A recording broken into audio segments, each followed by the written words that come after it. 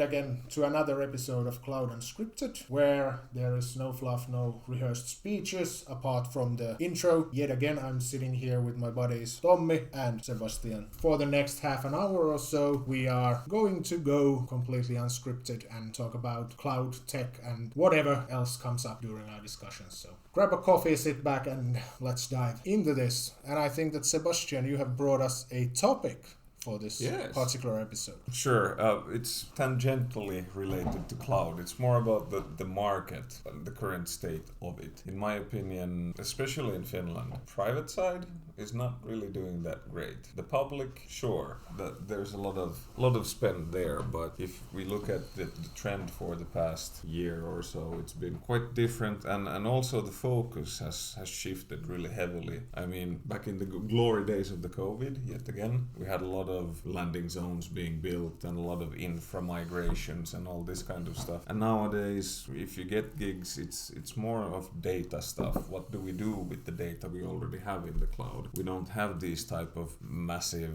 let's build a landing zone for Kone type of stuff anymore, because, well, unsurprisingly, they have a landing zone already. Yeah, but you can always build a new one. Well, you have a better point. one. Yes, you have a point there, because there's a lot of really shitty ones built back in the day. And even the good ones that have like gone sour, they haven't been updated in many years. So yeah, I think that is one problem, that basically you build something in cloud, which is good. Yes, but then you don't maintain it. So basically you have built Which is something. bad. Yes, exactly. So when you have built something, let's say 5 years ago, and you have just ran it, like in the mentality that don't fix it because it's not broken, well, it will get broken probably at some point in time. In October, when one of the key components depreciates and it gets pulled out of Azure, and you're screwed. It's like if you go to the gym 5 times a week for 3 months, you'll get fit. Eventually you'll get fit, but if you don't do it for the next 5 years, you won't be fit. You won't stay fit.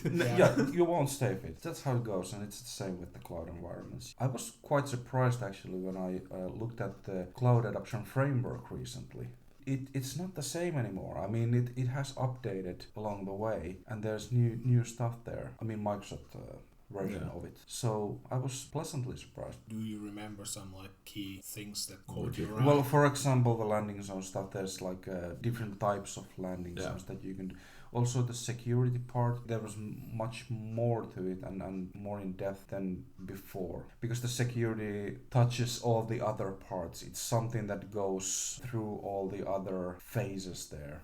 I didn't read every word of it. It's quite extensive, but it was Always has been quite extensive. Always has been, yeah, I know. So, did you know that from all the Microsoft Learn documents, you can export them to PDF, so you can take that 6,500 page cloud adoption framework to your summer holiday and have fun with it. I will definitely do that. I should print it out and have it in the toilet as the toilet reading. Yeah, think about it. Have the cloud adoption framework printed to actual toilet paper, and every time you pull something, you read it before you wipe it. That would be so smart, actually. That's big brain time right there, man. Yeah, I remember me and Sebastian, we delivered quite a lot of those COF workshops back in today. That was pretty extensive. But again, when we discuss the market, not a lot of people are asking for COF workshops or training or that kind that of is stuff true. anymore. From my point of view, it seems that there are trends in our field. So at the AI, woo! Yeah, at the moment it's AI, and with the AI comes the data. So that's sort of like what's on the surface and the most hot topic at the moment. Of course, we do other stuff as well. That hasn't gone anywhere, but it's not really sexy to open the meeting with, hey, do you want to talk about cloud adoption framework? Or do you want to talk about virtual machines or something like that? Even though quite a lot of stuff still runs on... I would actually like to talk about VMs, because we haven't talked it in years with any customer, so it would be refreshing to talk about. Yeah, we could actually have an episode about virtual machines and how they're working, like spot VMs and stuff like that. Yeah, put like 5 different network interface cards there, and have them all have their separate NSGs, and then try to do some networking. But why? Okay, let's get back to the market, guys. Yeah, let's get back to the market. So I think you touched on a good subject, the data part. That's really reared its head in recent times. With my previous employer, a lot of the projects were data stuff that the clients wanted. And with the AI, woo, AI, we also get these data governance discussions, which are lovely because sales guys, not only that, but I mean, if you don't have data classification, you don't have all of these safety guards in place, you can't really utilize AI in your company because everything will leak and probably people will see things they shouldn't see. That's actually my touch point to this AI hype, because I'm not an AI architect or data architect, but the purview side of things and labeling and because recently I think it was rebranded to something else, but the Purview had this AI hub and stuff you can do there is something that I'm interested in a lot. A lot of it is good, but what kind of frustrates me with these gigs is that you have like eager sales guys selling very quick, easy to adopt AI things. Sure, I mean, adopting Copilot for your organization isn't really that expensive, like just buying the licenses, hitting it on, doing it. But if you don't have the data governance in place, it suddenly becomes a very expensive little project. Yeah, and then of course, when it comes to Copilot, it is not just that you enable it. You need to train your people Absolutely to actually adapt it to their daily work routine. So you actually get something out of it. Did you actually read the news a couple of days ago, I think it was this week, that the city of Helsinki banned the use of AI from all the teachers? I read it today. Too many actually, guys. No?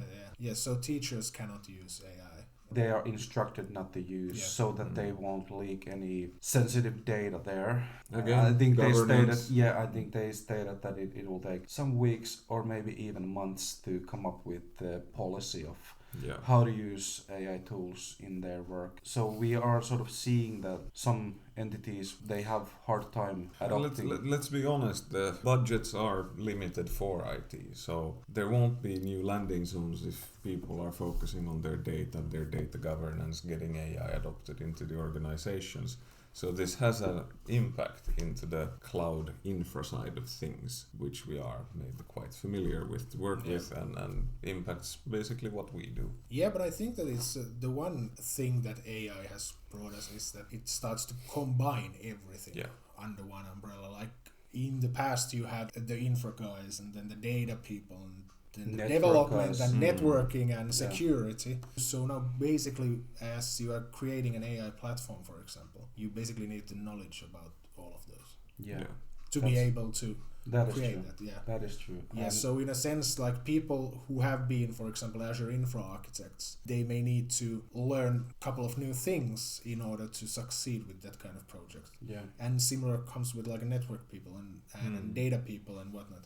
For example, I have been looking much more into different ways to store data in Azure platform, or use like different kind of like a third-party databases and Fabric and Microsoft SQLs and stuff like that. Not particularly in AI scenario, but otherwise also. But this is again, I think, demand driven by the customers. They have a lot of data. Now they've like started 5 years ago putting it all into the cloud.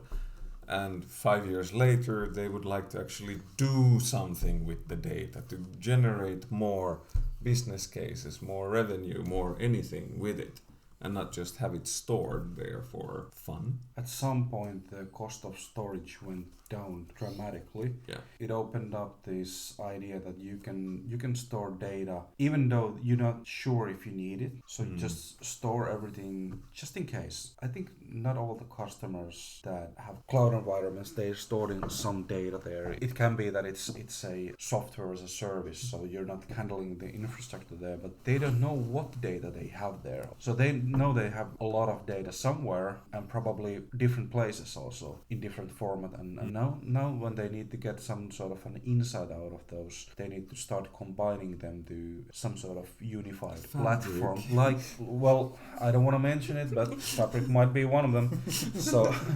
So you could have those under one umbrella and then start combining and do all that data scientist stuff. Do you know what's also funny that's really kind of picked up speed lately, in my opinion? And it's this type of like the modern work part that at least my company doesn't really touch currently. My previous employer did. Quite a lot, Yes, a lot of it. How do you define modern work? Oh, it's how do you set up your teams? How do you set up all the groups there? So collaboration tools. Yes, collaboration tools. How do you set up a SharePoint that makes any sense and people can use it? Does it include like virtual desktop stuff and? Probably. I'm not really into that kind of deliveries, so I don't really know the nitty-gritty details. Yeah. But I would assume so. I haven't done any modern work stuff, and I get along with the teams, but it's eating my battery lifetime. So we have a sort of a love-hate relationships. But there's demand for it. There's a lot of demand for it, and the deliveries are much shorter than we are maybe used to. It's a couple of weeks project. Yeah. In my head, that topic, it's hard because if I'm doing environment in Azure, infra, maybe some platform components and whatnot, it's easier because it doesn't involve the end users. But modern work does include how people work. I'm glad that I'm not doing that because I don't have to deal with the feedback and the lashback that comes with hey you. Why are you changing? Yeah, everything? yeah. The layout is different and the color scheme is different and hey, where's the dark mode and does this run on my MacBook?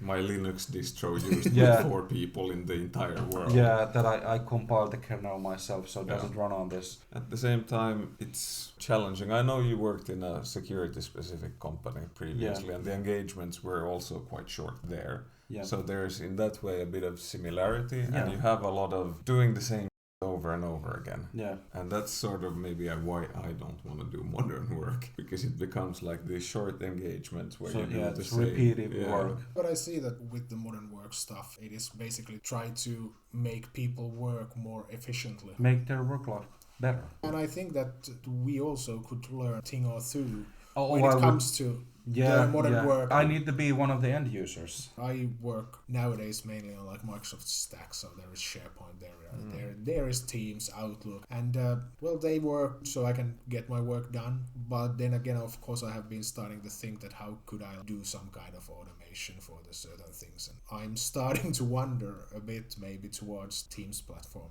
as I need to use it like daily nowadays. Since in the previous company we used Slack. And Google tools. Yeah, as it is now the complete Microsoft stack, so it has been sort of an adjustment for myself. Same. I had to swap when I swapped companies, and after that it's been the full Microsoft stack, and boy, it took a while. Now that I think the calendar section in Teams got boosted some time ago, some months ago, back in autumn, and since then I've been wondering, why do we actually even need Outlook as a different application? Why can't we have our emails in the Teams so I can just have one application open and... It's probably 2 different teams doing it in Redmond and they don't talk to each other. But I think, Tommy, you touched on a good thing when we were talking before the recording earlier, that you can tell that the market is not exactly really in a healthy place when you have the CRM is full of closed not won deals everywhere. Yeah, or open opportunities. I know that many companies have their CRM is full of stuff, but the decisions take so long, and there's radio silence from the customer because they are not sure how to use their budget wisely. So it's just this sort of stagnant situation. It's hard to actually, we were talking about earlier about how to arrange human resources to it comes as an obstacle for those people, team leads and managers, how to arrange people's work when the expected work is really hard to schedule because they are hanging in the CRM. And also the price, what you get is just in Finland going down. Maybe that's why the customers are waiting. They're waiting for the price to go even lower before they sign. Sorry guys, by the price we mean the hourly rate that you get for your consultancy work. Yeah, but I think that one reason for that is that now there is loads of public sector projects going on, and then for those projects I think that the pricing is one major thing. So then basically you need to get prices down, and that then also lowers the price on the whole market. Well, of course, economical situation is not so Super great. hunky-dory. Yeah, but it seems that it's going on a better direction. Slowly, I think, and I guess a lot of the other actors in the market have started offering near and far shore outsourcing. Yeah. So I think that's an impact on the pricing in Finland as well. But what do you guys think about? To me, it seems I'm not working with the public sector, but to me, it seems like the cheapest price will always win. Not entirely. You haven't done any RFPs or RFIs for. The I'm public not sector. usually working on those. Okay, I've done a bunch. So they have the point system. So Yeah. you can get a certain amount of points for the price, but it's not the only absolute. Yeah. I get that it's not the only one, but it seems to me still that mostly when you have cheap price, you can then get so many points on that maybe the quality doesn't matter that much, or maybe it will be delivered from But a the cheaper quality quality. does matter in the end. Good to hear, because I like that idea better than the cheapest price will win and the quality will be. Guys, we've all been there. You buy something from that cheap Chinese online vendor, and you bought something from a cheap Chinese. You bought something from Amazon, it came directly from China, and then it broke down after second use. Cheapest price did not win. If it would just be the cheapest price, then you would read much more about those public projects in news, in tabloids. Let's be honest, there's been a lot of public projects in the tabloids. It's been really disastrous. I don't remember the names, but I think City of Helsinki tried to replace the application that they use for education, messages and schedules and stuff like that. They spent millions on it, tens of millions I think, and then they just abandoned it. We haven't seen anything from it other than the invoice. And this happens all the time. So. And where does the city get its money from? from? Yeah, no, but this is also why Was it the casinos? Why they aren't really that dumb on the public sector side either, that the price would only be the defining factor in these deals, luckily. Yeah. Because they've lived through this crap so many times. So if cheap price didn't cause the shitty project, then it must be the project management that failed. If those projects didn't sort of deliver anything else than the invoice. Yeah, I would say that there are probably a couple of things. What the customer expects, and the expectations can be really wild, and they can be impossible in some cases. Unrealistic. Yes. Yes, and then the other thing is that, of course, it can be a poor project management, but the things that I have, for example, seen, and probably Sebastian also, is that there are pretty unrealistic targets in some projects. Or just really poorly defined definitions of done. Yeah. When is this done? Nobody knows. Yeah. And it might be that the definition of done is initially well defined, but it changes month after month. Yeah.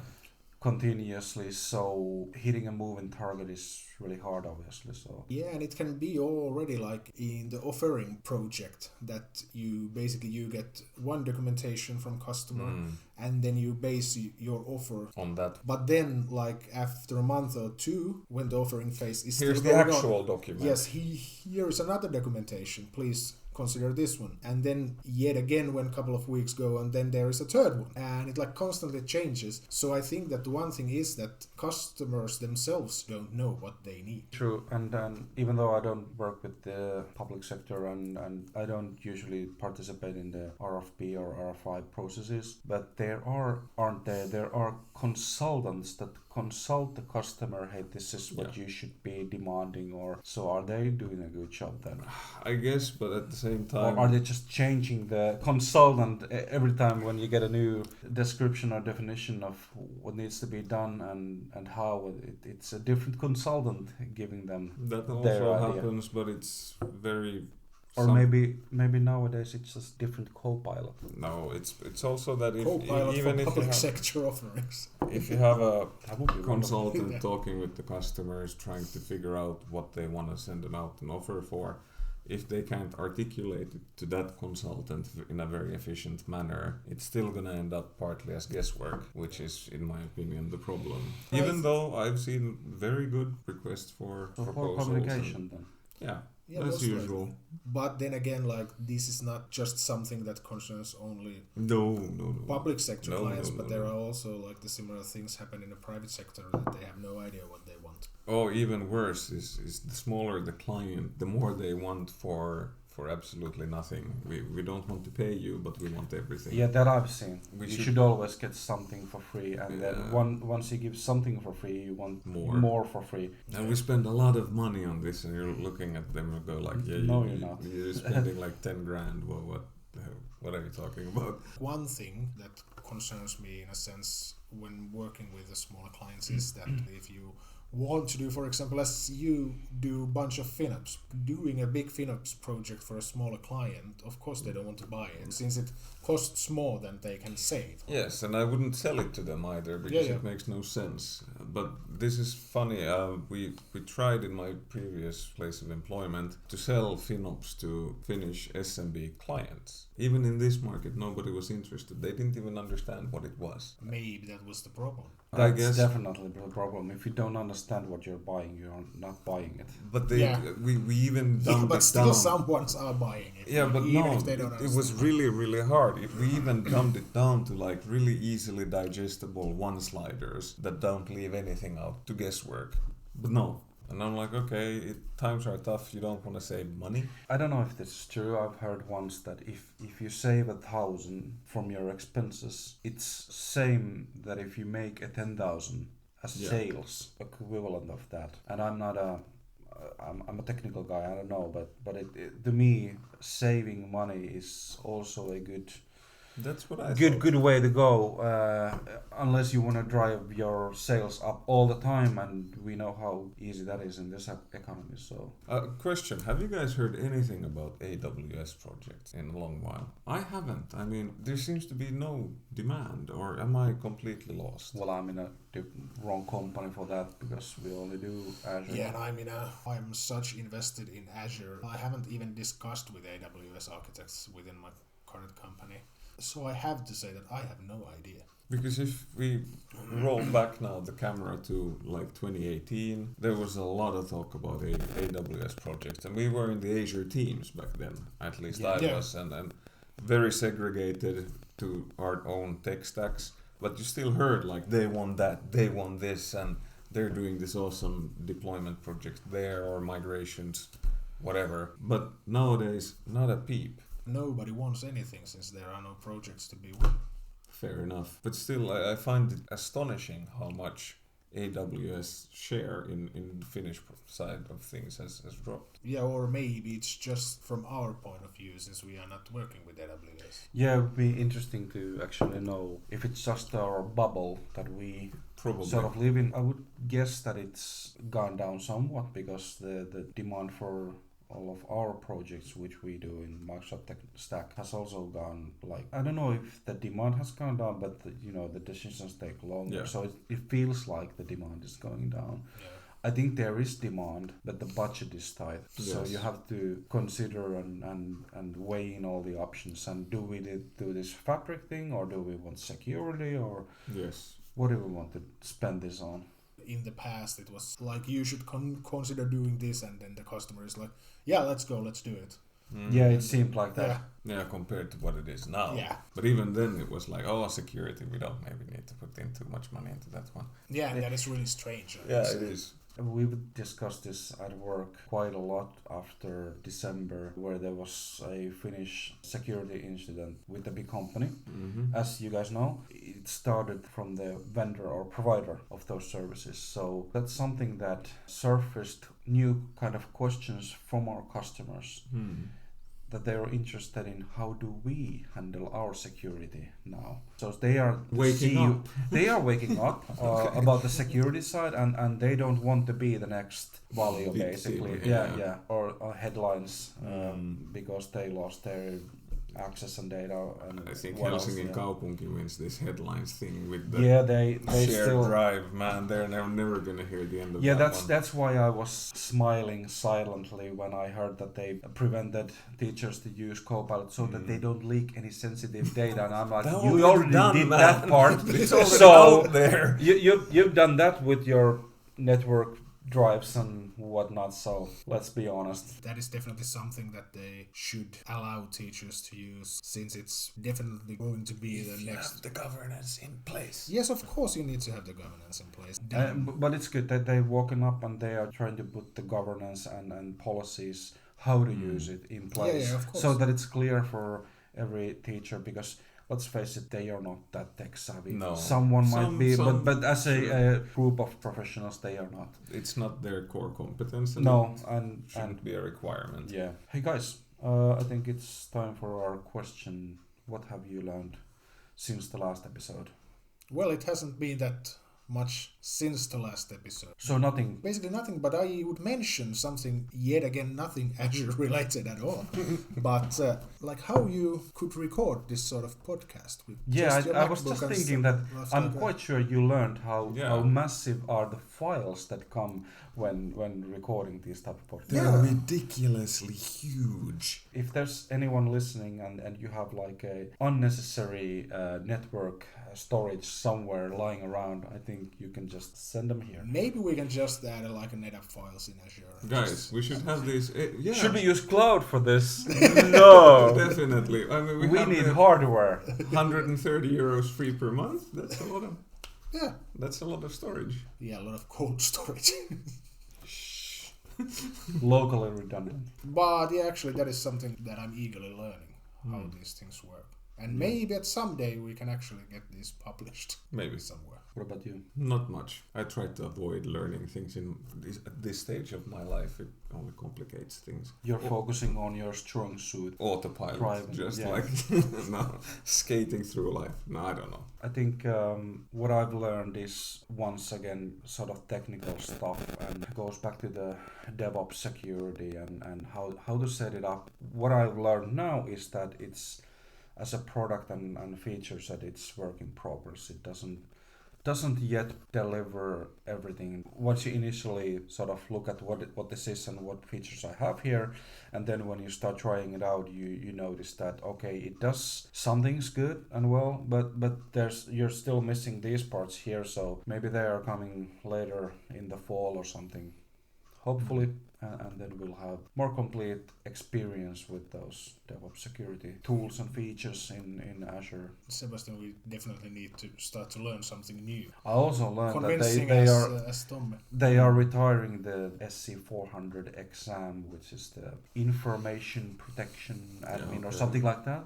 Yeah, and they are also retiring the Azure Data Studio. Really? What? Yeah. Why? Because of Visual Studio Code, they have implemented something in there. Oh, So well, actually, we learned something. Yes. I was initially I think that pulled back when you said it, but if it's in VS Code, then I think it's a good thing, because that adoption rate is huge. I mean, a lot of people are using VS Code, and if you can just put more features in there, that's good. But it was quite a news when I read about it quickly, like last night. Now it's 7th of February, so it was 6th in the evening. Because the old, what is it called, SQL Server Management Studio. Yes, an awesome piece of software. Awesome, it's no, it's legendary. Just Data like Studio System sort Center. of like was more cloud native tool for doing the same thing and more. And now you're saying that we don't need that anymore. So I'm glad. Less software, the better. Yeah. Has the seal learned anything? He has been listening. Yeah, we didn't ask any questions from the seal. Still doesn't have any names. Yeah, surprisingly, since it's basically half an hour since the last episode. So. Hey, you're ruining the illusion, man.